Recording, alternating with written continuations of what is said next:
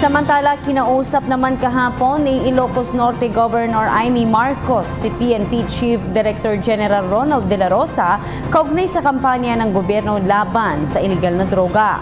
Ayon kay Marcos, nagpalitan sila ng mga intelligence information ukol sa mga personalidad na umunay sangkot sa iligal na droga.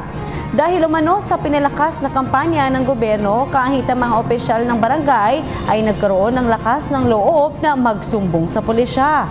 Ipinarating rin ng gobernadora ang problema ng Ilocos sa pagbabantay sa operasyon ng iligal na droga dahil umaabot na sa laki ng kanilang coastal area na karaniwang binabagsakan ng iligal na droga mula sa ibang bansa.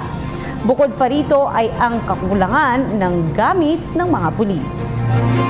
Nandito tayo para mag-report ng mga anti-narcotics effort doon sa Ilocos Norte dahil nasa northern tip tayo at maraming balibalita na nanggagaling sa China at galing sa norte ang mga dumadagsa na tinatawag na Shabu Floating Lab at kung ano-ano pa yung mga illegal aliens. Kaya gusto rin natin tumulong at tunay nga nasa frontline kami sa northern side. So nakikiusap rin ako kay Apo Chief Bato na sana tulungan rin kami doon dahil hirap rin kami dahil northern frontier kami.